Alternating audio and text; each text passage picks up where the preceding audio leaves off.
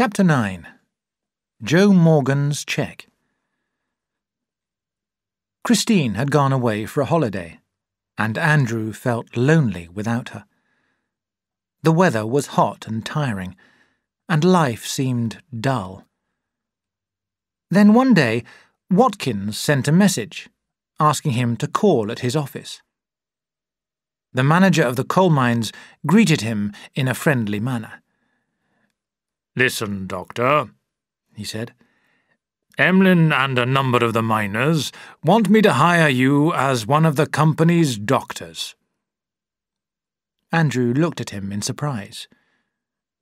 "You mean—" "I mean," Watkins said slowly, "that I would like to add your name to the list of doctors so that any man who wishes to can leave Dr. Page and make you his regular doctor." "I couldn't agree to that. It wouldn't be fair to Dr. Page," Andrew replied. "It wouldn't be honest." Watkins was disappointed. "Think about my suggestion, Doctor," he urged Andrew.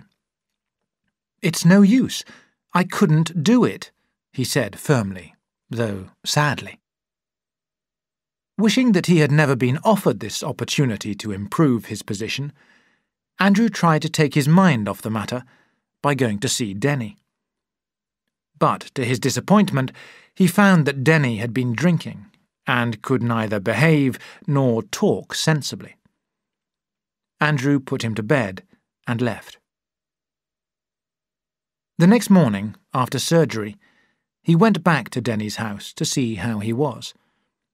He found him in an even worse condition. Swearing about Denny and the summer heat, Andrew hurried out to visit Philip's patients as well as his own. When he called on him in the evening, Denny shouted, "The medical profession! It's the worst system in the world. It's not honest. Give me another drink." He paused. "Manson, you're a good man. I love you better than a brother. You and I should work together.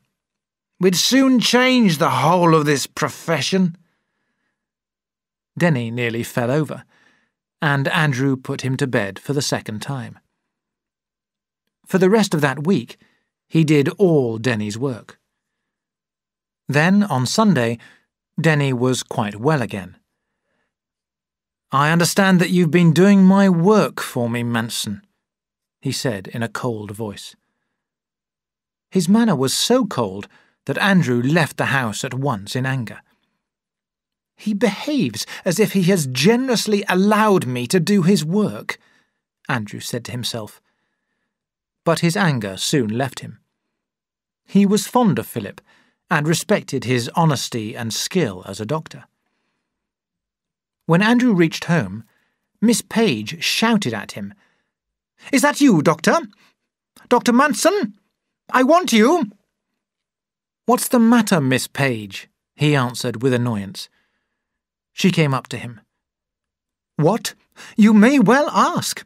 Kindly explain this," she said, holding up Joe Morgan's cheque.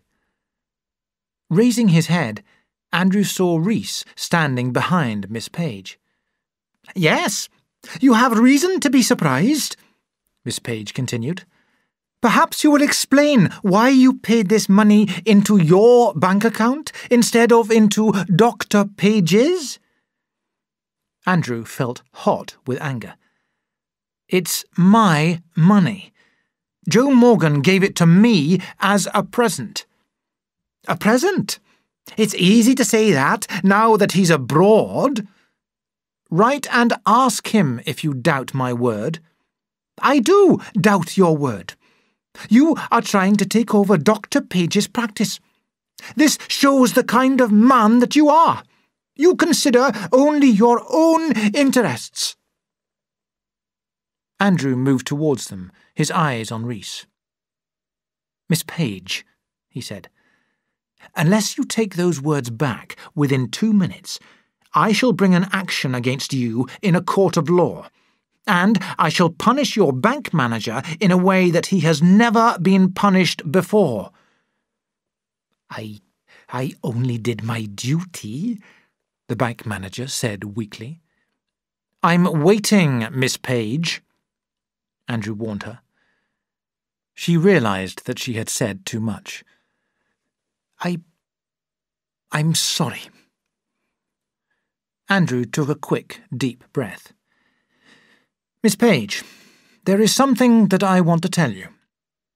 Last week I was invited to become an official doctor to the mining company, but I refused the offer because I did not consider it fair to Dr. Page to accept. Now I'm so tired of you that I have decided to leave. I give you a month's notice." She looked at him in surprise. "Lies! All lies!" she shouted. "You can't give me notice!" Andrew said nothing more. He went upstairs to his room and closed the door.